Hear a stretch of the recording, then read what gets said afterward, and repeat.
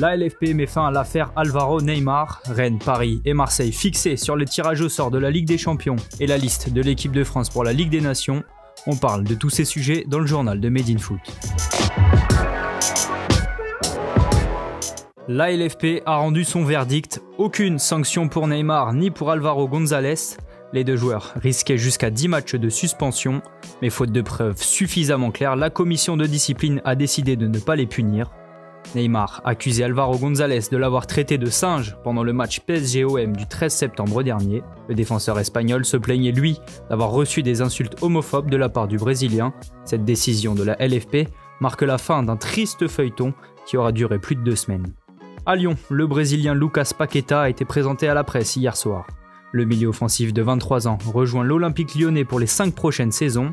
Le Milan AC récupère 20 millions d'euros dans la transaction. Paqueta espère se relancer dans le Rhône après une saison compliquée en Italie. Et cette conférence de presse était aussi l'occasion d'évoquer le cas Facundo Pellistri. Juninho s'est montré confiant quant à l'arrivée du jeune ailier uruguayen, mais dans la soirée, le club de Peñarol aurait changé d'avis. Selon les médias uruguayens, le club voudrait voir rester Pellistri jusqu'en décembre, une condition particulière qui pourrait freiner les négociations. Côté départ, Lyon pourrait voir Joachim Andersen quitter le club. Le défenseur danois est suivi en Italie. Après une offre de 17 millions d'euros refusée par l'OL, le Torino serait revenu à la charge. Reste à savoir si cette deuxième offre sera proche des 25 millions d'euros espérés par les dirigeants français. La Ligue des Champions est de retour. Le tirage au sort de la phase de poule aura lieu ce jeudi à 17h à Athènes. 3 clubs français, le PSG, l'OM et Rennes sont engagés. Dernier finaliste de la compétition, le Paris Saint-Germain se retrouve dans le chapeau 1, tandis que Rennes et l'OM sont placés dans le chapeau 4. On le rappelle, les 8 groupes seront formés avec une équipe tirée au sort dans chaque chapeau, et 2 équipes d'un même pays ne pourront pas se retrouver ensemble. Dans le meilleur des cas, voilà à quoi pourraient ressembler les groupes de nos clubs français. Le Paris Saint-Germain pourrait tomber face au Shakhtar Donetsk, aux Russes de Krasnodar et face aux Hongrois de Ferencváros. Placés dans le chapeau 4, Rennes et Marseille ont des chances de se retrouver dans le groupe de la mort.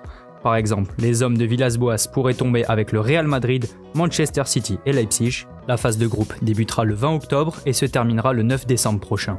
La liste de Didier Deschamps pour le prochain rassemblement des Bleus, c'est aussi aujourd'hui. Le sélectionneur de l'équipe de France dévoilera son groupe à 14h. Les champions du monde affronteront l'Ukraine en amical le 7 octobre. Une mise en route avant de défier le Portugal le 11 octobre et la Croatie le 14 en Ligue des Nations. Positif au Covid-19 lors du dernier rassemblement, Paul Pogba devrait faire son retour. Lui aussi touché par le coronavirus, Houssem Aouar pourrait enfin connaître sa première convocation.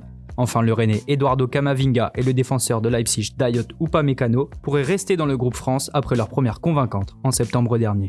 À l'étranger, le Bayern Munich continue de garnir son armoire à trophées. Hier soir, les Bavarois ont remporté la finale de la Super Coupe d'Allemagne face à Dortmund. Une victoire 3-2 obtenue grâce à des réalisations du Français Corentin Tolisso et Thomas Müller en première période. Et c'est Joshua Kimmich qui est venu offrir la victoire en fin de match. En Angleterre, on jouait les 8e de finale de la Coupe de la Ligue. Manchester City, Everton et Manchester United se sont tranquillement imposés.